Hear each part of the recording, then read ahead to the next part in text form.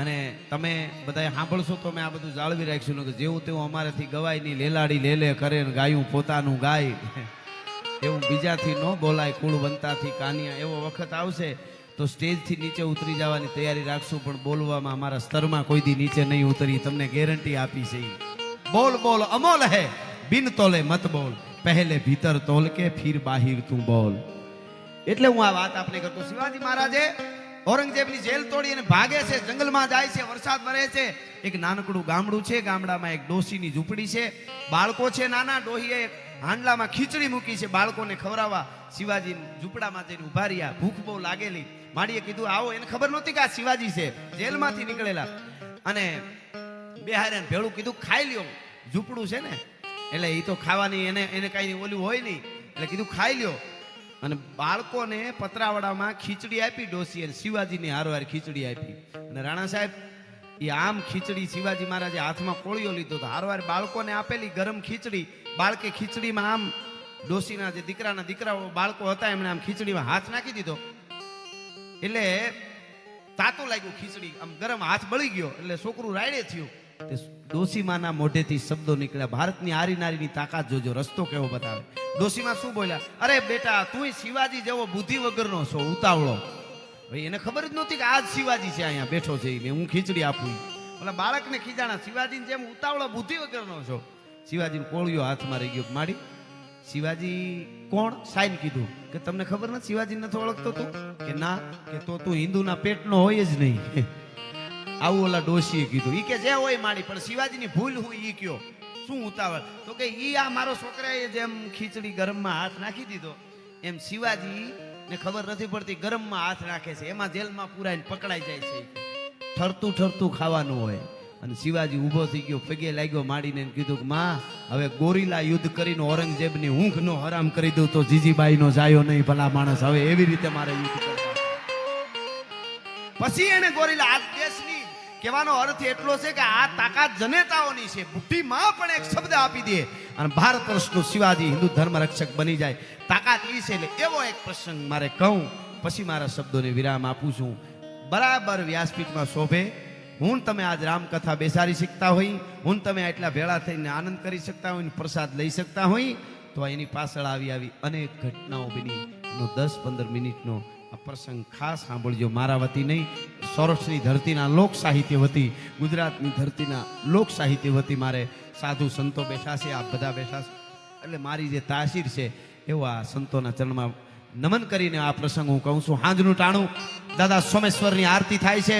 મંદિર તૂટેલું પડ્યું છે. ઘણી વાર મેં આ વાત કરી, પણ જેટલી વાર કરો એટલી વાર આમ લોહી ચડે આપણને, એવું લાગે. એટલા માટે બરાબર સોમનાથની દાદાની આરતી થાય છે. મંદિર તૂટેલું છે. વિષ્ણુનો હાહરો, લક્ષ્મીનો તાક, ચંદ્રનો બાપ, ચૌદરથનો અધિષ્ઠા દરિયો, સમુદ્ર ઘૂઘવાટા કરીને સોમનાથના મંદિરના જેને કહેવાય થપાટું મારે છે, ચરણ પખાડે છે. એવે ટાણે હાંજને ટાણે સોમનાથ દાદાના મંદિરે એક બાઈ આવે છે. આંગળીએ 7 વર્ષનું એક બાળક છે.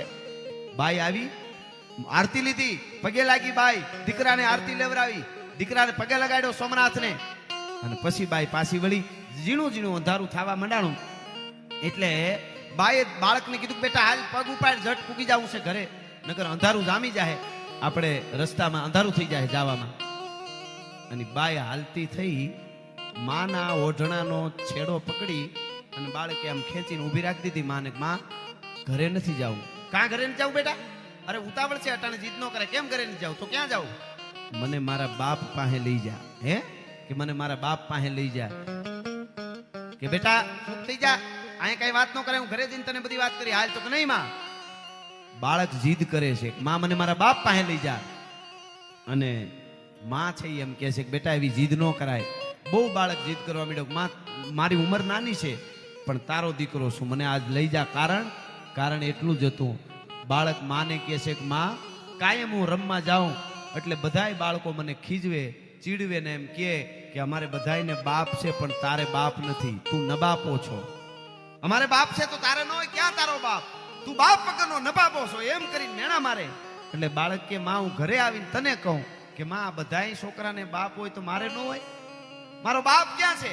તઈ તું મને એમ કહેતી કે તારો બાપ સોમનાથમાં છે. બેટા સોમનાથ જઈશ ને તેથી તને તારા બાપ પાસે લઈ જાય. આજે સોમનાથ આવ્યા દાદાને પગે લાગ્યા, આરતી લીધી. હવે માં તું એમ કેશો કે હવે ઘરે ઉઈ જા, મારા બાપ પાસે લઈ જા. કેમ નામ નથી દેતી? મને મેણા મારે છે ગામના બાળકો, મને એમ કહે છે તું બાપ વગરનો નબાપો છો. બધાયને બાપ હોય, મારે કેમ ન હોય? અને માં તારાથી નામ નથી લેવાય એમ કેમ નથી કહેતી કે મારો બાપ ક્યાં છે? બહુ બાળક જીદ કરવા માંડ્યો ત્યારે માએ એટલું કીધું, બેટા ઓલો મંદિરમાં બેઠો ને ઈ તારો બાપ છે. બોલા યુવાનોને કઈ પડકારો ટાણે દેજો, તમે ગમે ત્યારે ન કરો, કારણ કે આ વાત એવી છે. આજે હું તમે જે માંડવા નીચે બેઠા છે આવી ઘટનાઓ ન બની હોત કદાચ આવી વાત ન હોત. એટલા માટે એનો ઉત્સાહ છે, આમ તો પ્રેમ છે ને. હા હા, લૂંબો જુંબો છે. આ પાછળથી જે જગ્યા ખાલી થઈને પાછી પૂરવા માંડ્યા છે. બે જાઓ, આ વાત પૂરતી મને આમ થોડો આમ વધારે વાત તો હું કરવાનો છું. મને ખબર હમણાં ગાવામડું ધબધબાટી, પણ આ આવો બાપુ એકાદો પ્રસંગ આજે અને આવા ધામમાં હું બેઠો છું. સનાતન ધર્મનું આ મૂળ છે, તો મને એકાદી વાત ન કહું તો મને કેમ હોજરી વળે. એટલા માટે ભાઈએ વાતને ટાળવા કીધું, બેટા મંદિરમાં બેઠો ને ઈ તારો બાપ છે. એટલે કીધું કે માં મંદિરમાં બેઠો હોય ને દુનિયાનો બાપ સોમનાથ છે, મને બધી ખબર પડે. હું મારા બાપની વાત કરું છું, મારો બાપ ક્યાં છે અને દુનિયાનો બાપ છે એમ બાળકે કીધું ને ત્યારે માએ આમ બાવડું જાયલું બાળકનું અને હળી કાઢી અને બાળકને આમ ઉતાવળા પગે લીધો. જે દાદા સોમનાથનું મંદિર તૂટેલું પડ્યું છે એની સામે મેદાનમાં એક પાળિયો હતો. એ પાળિયાની પાસે આવીને બાઈ પલોઠી વાળીને બેહી ગઈ, બાજુમાં પોતાના દીકરાને બેહારી દીધો અને એટલું કીધું, બેટા તું એમ કેશો ને કે મારો બાપ કોણ છે? આ બધાય છોકરા ગામના તને કાયમ ખીજવે છે ને કે તું નબાપો છો, તું બાપ વગરનો છો. તો બેટા સાંભળે, હું હવે તને વાત કરું કે તારો બાપ કોણ છે. ઈ બાઈએ બે આહુડા પાડ્યા, એક દીવો કર્યો, પાળિયાને પગે લાગી અને ઈ બાઈ બાળકને વાત કરે છે. ઈ મારે અહીં નાનકડી વાત આપને કેવી છે. ઈ બાઈ કહે છે કે બેટા સાંભળી લે, તારો બાપ કોણ છે? આ હા હા સાહેબ, આ આપણું ધન છે હો, એટલે હું આ વાત કરું છું. કહે છે કે બેટા સાંભળી લે, તારો બાપ કોણ છે? અને બાઈ કહે છે કે બેટા જાજા વર્ષ નથી થયા, 7-8 વર્ષની વાત છે. બાઈ બાળકને કહે છે 7-8 વર્ષની વાત છે બેટા, જાજા વર્ષ નથી થયા. આજથી 8 વર્ષ પહેલા એક નાનકડું એવું નગર, એમાં એક તરવરિયો 22 વર્ષનો જુવાન શિકાર કરવા જાય, ઘોડા ખેલવે, ગેડી દડે રમે, ભાઈબંધોની હેડીના ભાઈબંધોની માથે ગાલની માથે લાલ ટહેરું પડે, ઝીણી ઝીણી મૂછડિયું પણ વાયે ફરકે મૂછડિયું અને રયણ જબુકે દંત, જોઈ લ્યો પટોળા વાળ્યું, આ તો લોબડિયાળીનો ખંત ભાઈ. એવો તરવરિયો યુવાનો ઘોડાની માથે સવાર થઈને નીકળે, પાગા નાખતા રકાબ કવિ, ધાગા ધાગા ભરી ભાગા આગા જાવે નાહી ભાગા ભૃગા નાહી ગાજ અને તોપકા ગણાગા તારી બાગા હાથ જાય તાતો રીતા રાગા રવે નાજા ખારા ગબે રાજ. જોવું પડે આવો તરવરિયો 22 વર્ષનો એક જુવાન.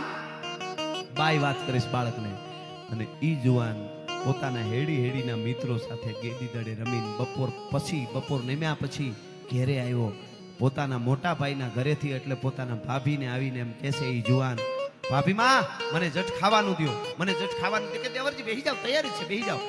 બેહી ગયો એટલે કીધું મને જટ આપો, જલ્દી આપો, જટ આપો, આટલી વાર ન પહોંચાય. ઈ રોટલો આપે, થાળી આપે, રોટલો આપે, શાક જે કાંઈ બોરો ઈ વખતનો હશે ઈ બાઈ એના ભાભી દેવા મંડાણા ભોજાય મોટા ભાઈના ઘરેથી. એમ કીધું, ભાભી માં તમને ખબર પડે કે નહીં મને ભૂખ લાગે પછી આટલી વાર ન પહોંચાય, હું બેહુતા તૈયાર હોવું જોઈએ. માંડ્યો બોલવા, આમ નો હાલે ભાભી માં. બહુ બોલવા માંડ્યો ને ત્યારે જોજો આ દેશની નારી શક્તિ બોલી છે. જ્યાં જ્યાં ધર્મને જ્યારે જગાડવાનો વખત આવ્યો ત્યારે નારી શક્તિ બોલી. એટલે હું આ વાત કરું છું. ત્યારે ભાભીમાં એ કીધું, મોટા ભાઈ ઘરેથી હતા, એમણે કીધું, ઓ હો બિરાજો મારો બાપ, તમે મારા દેવના દીધેલ છો, આવ્યા છો તો અમર થઈને રહ્યો. જ્યાં જગ્યા મળી ત્યાં બેસી જાવ એટલે ઉપાધિ નહીં મારે. હા વાત કરવું ને એટલે થોડું અઘરું, ગાવાનું હોય તો કઈ વાંધો જ ન આવે શંકરભાઈ. હા એટલા માટે પણ મને આજ આ ઉપડી છે આ વાત આવે એટલા માટે. એટલે એને કીધું, આમ ભાભીમાં એટલી વાર લાગે મને પોહાય નહીં, તમારે ઉતાવળ કરવી, તમારે જટ દઈ દેવું. મને બોલવા માંડ્યો જુવાન, બહુ બોલ્યો એટલે એના ભાભીમાં બોલ્યા, ઓહો આજ મારા દેવરજીને એટલી બધી ઉતાવળ છે કે જમ્યા પછી રોટલો ખાઈને સીધો સોમનાથની સખાઈથી જવાનો હોય એવું લાગે છે. હો હા મારો દેર આ સીધો સોમનાથની સખાઈથી જવાનો એવું લાગે છે. એટલે હાથમાં આમ કોળિયો હજી લીધો તો અને સીધું કીધું, ભાભીમાં સોમનાથની સખાઈથી કેમ જવું પડે? કે દેવરજી તમને નથી ખબર? કે ના મને કાંઈ ખબર નથી. હે મને કાંઈ ખબર નથી. તમને ખબર નથી સોમનાથની સખાઈથી શું કામ જવું પડે કે ના? અને એ વખતે એ રાજપૂતાણીએ જવાબ આપ્યો, એના ભાભીમાં એ જવાબ આપ્યો, તમને દેવરજી ક્યાંથી ખબર હોય? તમને ક્યાંથી ખબર હોય? ઘોડા ખેલવા, શિકાર કરવા, ગેડી દડે રમવું અને આવીને ભાભીમાનું લોહી પીવું, રોટલા બગાડવા. એ બધુંય કીધું, એ વહીમું નહોતું લાગ્યું, પણ રોટલા બગાડવા કીધું એટલો શબ્દ આવ્યો એટલે કીધું ભાભીમાં તમે જેથી પરણીને અહીંયા આવ્યા ને મારા મોટા ભાઈ ઘરમાં, તે દુણી હું તમને મારી હગી માં માનું છું, મારી માં છે નહીં. એટલે હું દેવર એટલે દીકરો, અને દીકરા તરીકે તમારી પાસે લાડ કરવાનો હક છે ને અહીં બેઠેલા બધાને કહી દઉં. આજે ભાભી શબ્દ બહુ હલકો કરી નાખ્યો છે અમુક સોશિયલ મીડિયા વાળાએ, બોલીવુડ વાળાએ. ભાભી માં આપણા સનાતન ધર્મમાં માં જેટલો એને દરજ્જો છે. પણ આપ જાણો છો બાપુ એને કેટલું બધું નીચું નાખી દીધું છે ભાભી શબ્દ બોલે એટલે. એમ નથી, પણ એને કીધું ભાભી માં, જુવાન કે છે હું તમારા મારી માં નથી પણ ભાભી માં એટલે માં. દેરને લાડ કરવાનો હક છે એટલે હું કહું છું તમને. પણ સોમનાથની સખાઈથી જવાનું હોય તો શું કામે? ઈ તો મને કયો કે શું કામે જવું પડે?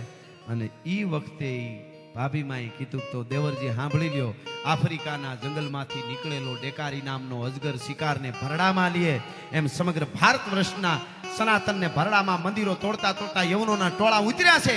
અને આ નહીં ને આ તિથિએ સોમનાથના મંદિરને તોડવાનું છે.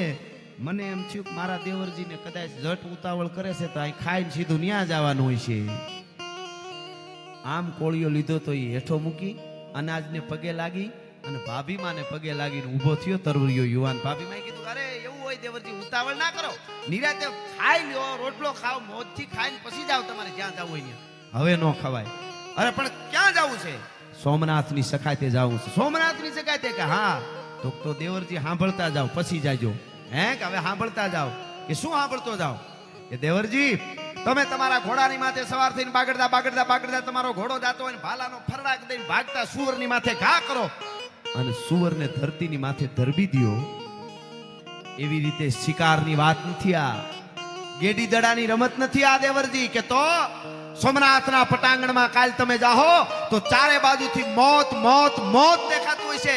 અરબસ્તાની ઘોડાની માથે કાળા કપડા પહેરેલા મોટા મોટા પુરુષો, હાથીની હૂંટ જેવી ભુજાઓ વાળા દુશ્મનો હોય છે. ચારે બાજુથી મોત મોત સિવાય તને કાંઈ નહીં દેખાતું હોય. અને એની વચ્ચે તમારો ઘોડો નાખવાનો છે દેવરજી. ઈ નો ભૂલી જતા હો. આ ન્યા કાંઈ ગેડી દડાની રમત નથી, મોતના માકારા થતા છે. અને તઈ ભાભીમાને પગે લાગીને જુવાને એટલું બોલ્યો, ભાભીમાં દુશ્મનના દળ ગમે એટલા વિકરાળ હોય, કદાચ અરબસ્તાની ઘોડા માથે ગમે એવા હાથીની હૂંટની ભુજાઓ વાળા દુશ્મનો હોય, પણ ઈ સોમનાથ દાદાની સાક્ષી, દાદા સોમનાથના પટાંગણમાં દરિયાને કાંઠે સોમેશ્વરની સાક્ષીએ એકવાર દુશ્મનના દાંત ખાટા નો કરી નાખું તો હમીરજી ગોહિલ નહીં, આ મારી પ્રતિજ્ઞા છે ભાભીમાં. એના દાંત ખાટા નો કરી નાખું તો હું હમીરજી ગોહિલ નહીં. ટૂંકમાં મારે કેવું છે મિત્રો આપને કે જે તરવરિયો યુવાન ઘડીક પહેલા જેનામાં બાલિશતા દેખાતી હતી એનો શેરાનો મરણ બદલાઈ ગયો એક શબ્દથી ભાભીમાના, અને 200 રાજપૂતોને હારે લઈને નીકળી ગયો. તો તેથી મારે એ કેવું છે એટલું સનાતન માટે, ધર્મ માટે. અને એની સાથે સાથે અમારા માણહુર ગઢવી કરીને એક ચારણ હતા, મિરજી ગોહિલ મારવાડમાં વહી ગયા ત્યાંથી પાછા પણ એ લઈ આવેલા. ઈ પોતાને એક બીજી ઘોડી લઈને નીકળેલા, ગામો ગામ કહેતા ગયા સોમનાથ માટે અમીરજી 200 રાજપૂતો લઈને નીકળ્યા છે, કોઈને સોમનાથની સખાઈતે જવું હોય તો હારે જઈ શકો છો. ઈ જગાડવા બધે ગામેથી કોક કોક આવ્યા હતા. કોઈ વરણ બાકી નહોતું, ઇતિહાસ એમ કહે છે, પણ થોડા થોડા કોક ગામમાંથી 1, કોમાંથી 2, કોમાંથી 3, કોકમાંથી કોઈ નહીં આવ્યા હતા. પણ ટૂંકમાં મારે વાત કેવી છે, અમીરજી ગોહિલ 200 રાજપૂતોને લઈને નીકળ્યા. મારે તો એટલી જ વાત કેવી છે, અમારી ગાંડી ગીર આવી આડી, હિંગવડાનો કાંઠો રાજ પડી, 200 રાજપૂતો નિંદ્રા દેવીના ચરણમાં પોઢી ગયા. યા દેવી સર્વભૂતેષુ નિંદ્રા રૂપેણ સંસ્થિતામ નમસ્તસ્ય નમસ્તસ્ય નમો નમઃ. રાજ પડીને બધા રાજપૂતો સૂઈ ગયા. જાગે છે એક જુવાન, કોણ? અમીરજી ગોહિલ.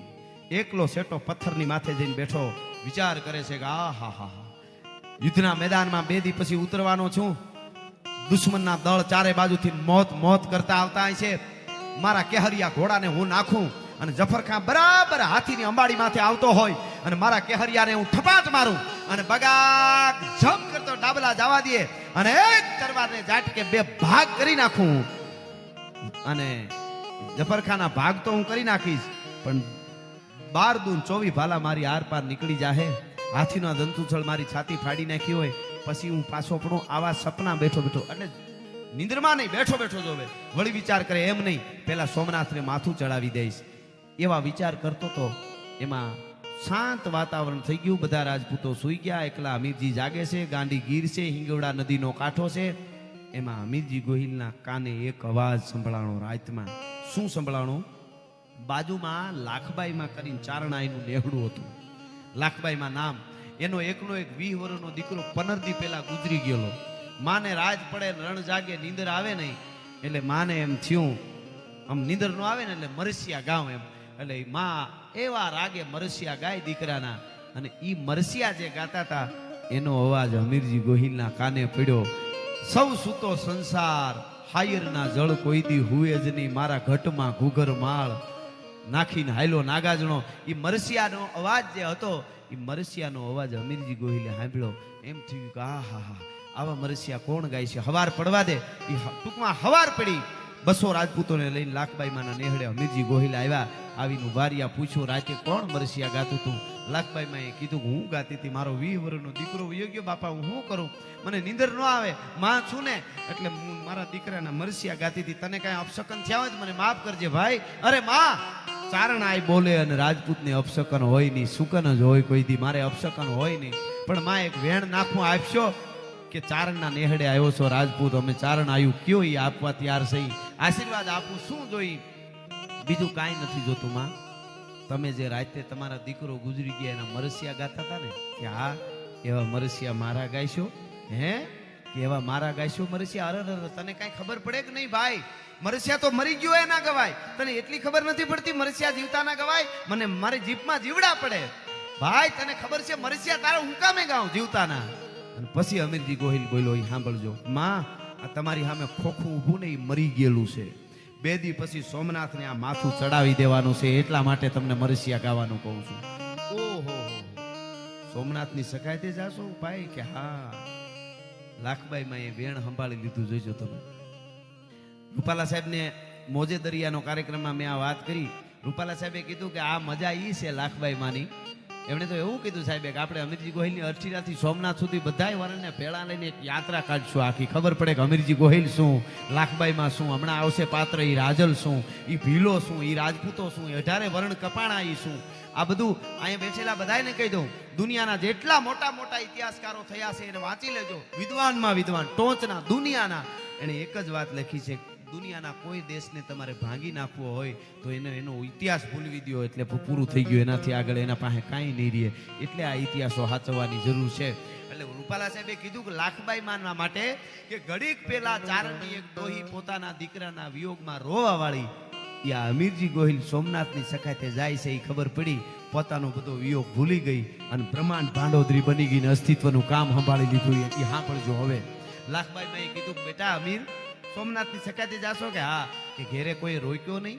એમ નો કીધું લગ્ન થયા કે નથી થયા, એમ નો કીધું.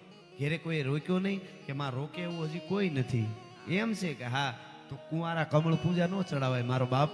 હે, કુંવારા કમળ પૂજા નો ચડે? કે માં, આ મડાને કોણ દીકરી આપે? આ મડા હારે કોણ ફેરા ફરે? અને ઈ વખતે સાંભળજો, લાખબાઈ મેં કીધું કે મડા હારે ફેરા ફરે ને એવી દીકરીઓ સૌરાષ્ટ્રની ધરતીમાં હજી જીવે છે, એ ચિંતા તારે ન કરવાની હોય. મને ખબર છે હું ગીતો ગાઉં ધબધબાટી તો આપને મજા આવે, પણ મારે આ કેવું છે, આ બાપુની વ્યાસપીઠમાં શોભે એવી વાત છે, એટલા માટે હું આ વાત કરી ગયો છું આપને. લાખબાઈ મેં કીધું, અમીરજી આ રોકાઈ જા, અમારા નેહડે 200 જણા હમણાં જ આજ ને આજ અહીં બાજુમાં વેગડો ભીલ પડ્યો છે. આખી ગીરમાં ભીલોનું રાજ હતું, વેગડા ભીલનું. શંકરભાઈ, વેગડો ભીલ પડ્યો છે અહીંયા. હું હમણાં મારા માણસો બોલાવા આવે ને એટલે તું આવી જાજે. બસ અમીરજીને કીધું. લાખબાઈ માં વેલડું જોડીને તાત્કાલિક જાય છે. ક્યાં? દિગુભા વેગડા ભીલની પાસે રાણા સાહેબ. અને વેગડા ભીલ પાસે વેગડો ભીલ રાજી થઈ ગયો. મારા આઈમાં આવ્યા, લાખબાઈમાં આવ્યા, પગે લાગ્યો અને કીધું કે રાજી થયો. માં બહુ રાજી થયો કે આજ એક વેણ લઈને આવીશું. વેગડા ભીલે કીધું કે માં, ચારણ આય લાખબાઈ કે માથું ન ઉતારી દઉં તો હું ભીલનો દીકરો નહીં, તમે માગો એ આપી દઉં, માથું ઉતારી દઉં. માં હવે સાંભળજો શબ્દ, ડાયાભાઈ, માથું નથી જોતું, કાળજું જોઈ છે. હે, કે કાળજું જોઈ છે. એટલે કીધું માં હરખું કયો તો મને સમજાય, અમે જંગલના માણસ. કે બેટા તારી દીકરી રાજલનું માગું લઈને આવીશું. 18 વર્ષની દીકરી વેગડા ભીલની હતી રાજલ. હકીકતમાં એ જેઠવા રાજપૂતોની દીકરી હતી. ટૂંકમાં કહી દો, જેઠવા રાજપૂતો તુલસી સામની યાત્રાએ આવેલા, ભીલોને રાજપૂતોને યુદ્ધ થયું, રાજપૂતો કપાઈ ગયા અને છેલ્લી રાજપૂતાણીઓ સતી થઈ ગયા. 5 વર્ષની એક જેઠવા રાજપૂતની દીકરી હતી. એ જેઠવા રાજપૂતે મરતા મરતા વેગડા ભીલના હાથમાં બાવડું હપીને કીધું તું કે આને મોટી કરીને પરણાવી દેજે, આજથી આ તારી દીકરી. મિત્રો અહીંયા કેવું છે ઈ કે તેથી દુશ્મનના હાથમાં દીકરીના બાવડા દેવામાં કોઈને બીક નહોતી લાગતી. આજ સોસાયટીમાં સલામત નથી ને એટલે આવી વાર્તાઓ માંડવી પડે છે. અહીંયા ઈ રાજલ વેગડા ભીલે મોટી કરેલી, ઈ આજ 18 વર્ષની થઈ. લાખબાઈ મેં કીધું કે તારી રાજલનું માગું લઈને આવી. કોની આરે? વેગડા ભીલ વેગડો ભીલ કે કોની આરે? કે હમીરજી ગોહિલ આરે. કે માં ઈ તો મેં સાંભળ્યું કે સોમનાથની સખાતે જાય છે, કંઈક નીકળ્યો છે. તો કે હા એની આરે.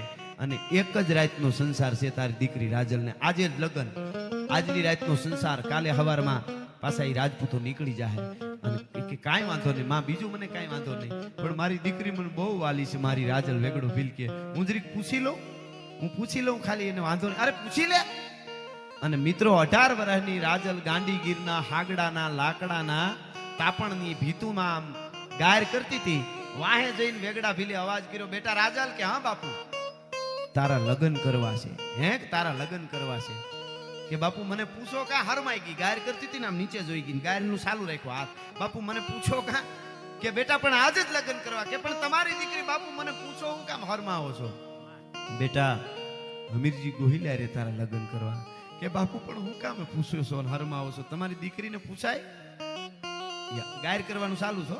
ઓલ વાહેથી વેગડો ભીલ બાપ કહે છે ને આમ નીચે જોઈ ગઈ. અને એ વખતે વેગડા ભીલે કીધું, બેટા રાજલ, હમીરજી ગોહિલ અરે આજ તારા મંગળ વર્તાય, આજ ફેરા, આજ લગન, આજની રાતનો સંસાર. કાલે સવારે સોમનાથને માથું આપવા માટે હમીરજી ગોહિલ નીકળી જાય. તને વાંધો નથી ને? એક જ રાતનો સંસાર. હટાણ સુધી ગાયર ચાલુ હતી. ઈ લટુન ગારાળા હાથના સાંટા ઉડાય આમ કરતી કરતી પાછી વળીને બોલ્યું, બાપુ એક જ રાતનો સંસાર? કે હા. કે સૈયર પેરું ચૂડલો ઝીણરી અખિયા લાલ, પછી ઘડી ભર રહું સુહાગણી તોય મારું આખું આખું ન્યા. આ તો ખાલી તમે એટલી વાત કરી, એક રાત પણ ઘડી ભર રહું સુહાગણી તોય.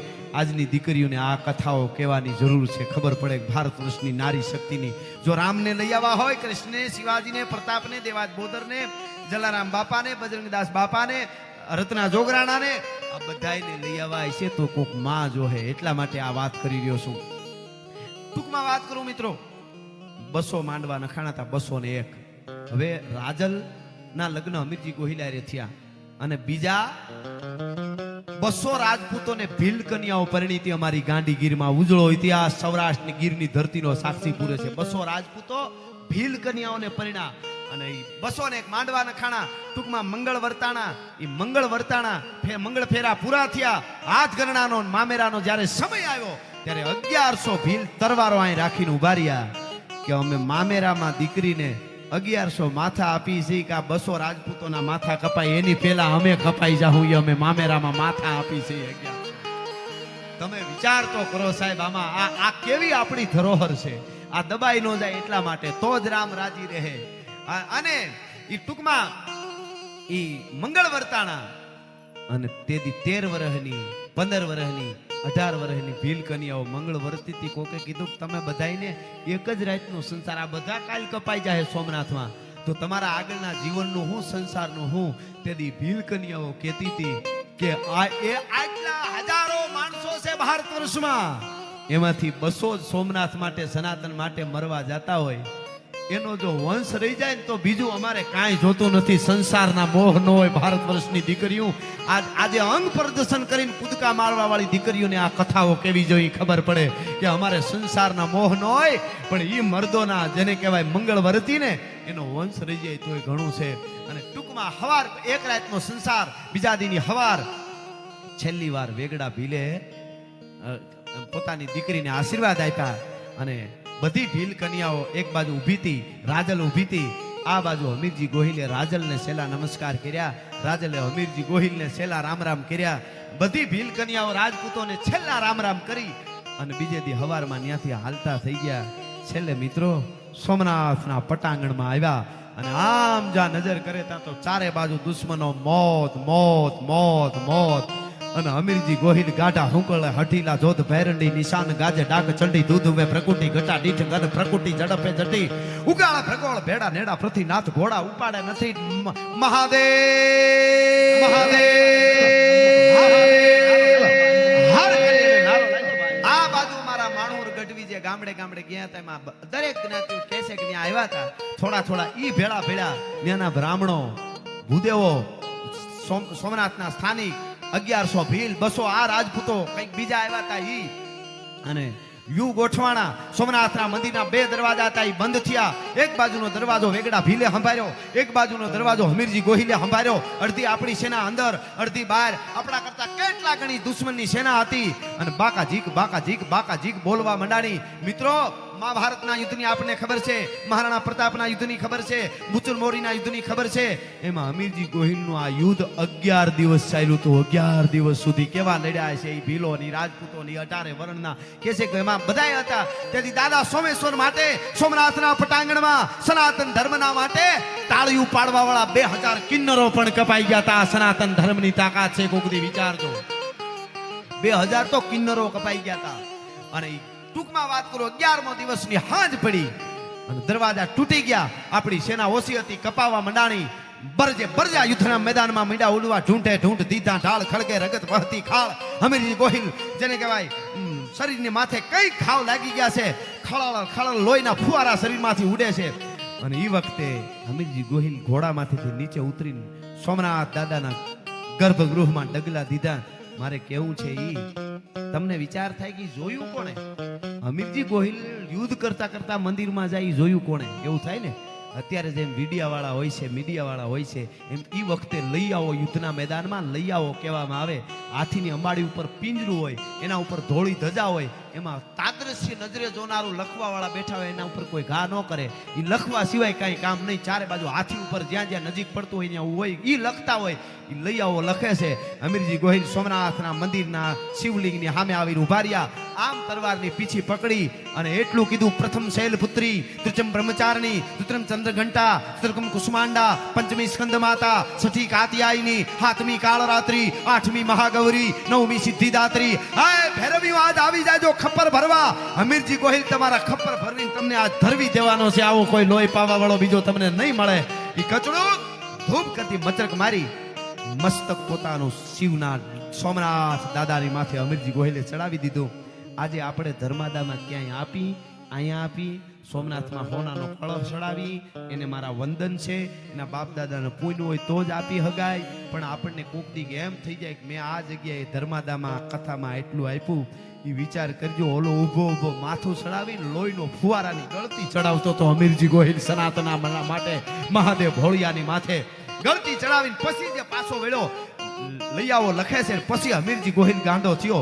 કઈક ફોજને વેતરી નાખી. બધાય ભીલો કપાણા, રાજપૂતો કપાણા, બ્રાહ્મણો કપાણા, રબારી, ભરવાડ, આયર, દલિત, કોળી, ભીલ બધી જ્ઞાતિઓ સોમનાથ માટે લડવામાં હતી અને કપાઈ ગયા. છેલ્લી આથમતા હુરિયાની હાંજ હુરીદાદો આથમતો તો છેલ્લે હમીરજી ગોહિલનું ધડ ધીરું પડે છે. શાંત વાતાવરણ. દુશ્મનો ભાગી ગયા, કંઈક કપાઈ ગયા, આપણા કરતા ડબલ કપાઈ ગયા, બીજા ભાગી ગયા. શાંત વાતાવરણ. સોમનાથના દરિયામાં ધીરું લોહી ભળતું જાય છે. દરિયો ઘૂઘુ કરે છે. શાંત વાતાવરણ થઈ ગયું છે. ગઢની દેવડીએ બેઠા લાખબાઈમાં મરસિયા ગાતા હતા હમીરજી ગોહિલના. એ મરસિયા ગાતા અહીંયા હમીરજીનું ધડ પડ્યું. ત્યાં લાખબાઈમાં એ ખોળિયામાંથી પ્રાણ છોડી દીધા. છેલ્લે મારે કેવું છે ઈ જે બાઈ પાળિયાની સામે મૂળ વાત યાદ છે ને, દીકરાને દીકરો કહેતો તો મારો બાપ ક્યાં છે. એ પાળિયાની સામે બેઠી વાત કરતી હતી ને.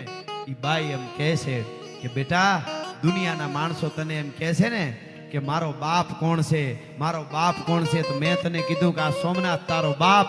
તો તે એમ કીધું કે સોમનાથ દુનિયાનો બાપ છે. ઓલી બાઈ દીકરાને વાત કરે છે કે બેટા દુનિયાના બાપને જરૂર પડી ને તેથી માથું દીધું. યા હમીરજી ગોહિલ તારો બાપ છે. ભલા માણસ કહી દેજે તારા બાળકો. જય હો. જેટલા બાળકો તને ખીજવતા હોય તું બાપ વગરનો છો એને કહી દેજે કે હમીરજી ગોહિલ તારો બાપ છે. આ પાળિયો રહ્યો અને એક જ રાતનો સંસાર ભોગવવા વાળી રાજલ પોતે હું તારી માં છું.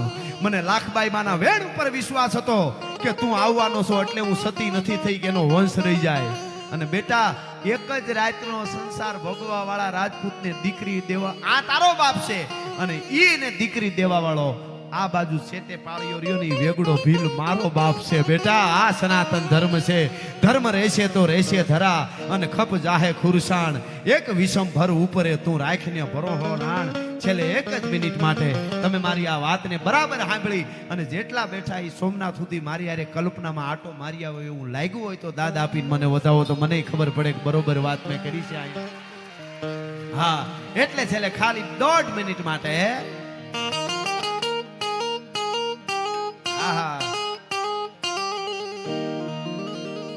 હાંધા તોડી આ પાંજરા વાળા હાંક લેતી બાગ સુટા માંગ બોલ ગામ ગામ દિયા હાક બાગ નાની સુટા દી જવું જાળા પછુટા બેના ગાડી સુટા ગાડી મને ખબર હતી કે આયા કરું તો મજા આવતી હતી પણ મારે આ વાત કેવી હતી યાર.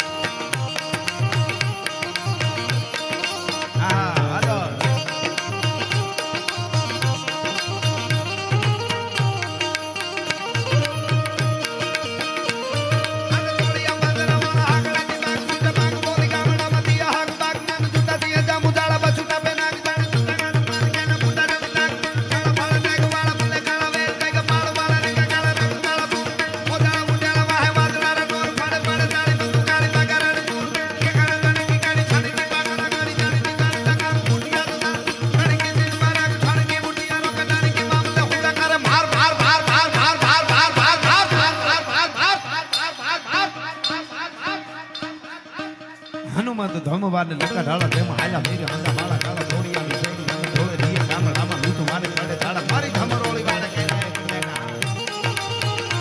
આહા અને છેલ્લે કડી હું ગાઉં એમાં હર હર આવે ત્યાં હું પૂરું કરીશ. મારી યારે બધાય ઊંચા હાથ કરીને હર હર કરજો. હર હર આવે ત્યારે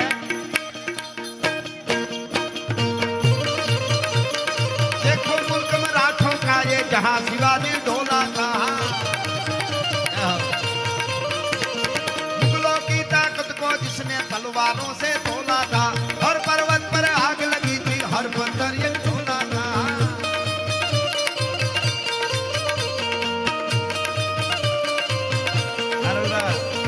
देखो मुल्क में राठों का ये जहां शिवाजी ढोला था.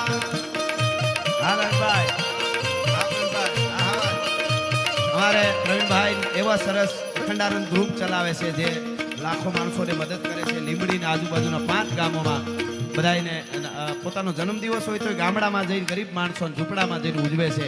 એને ધન્યવાદ આપું છું એટલા માટે. દેખો મુલ્ક में राठों का ये जहां शिवाजी ढोला था मुगलों की ताकत को जिसने तलवारों से तोला था हर पर्वत पर आग लगी थी हर पत्थर एक झोला था. बोली हर हर महादेव बोली हर हर हर हर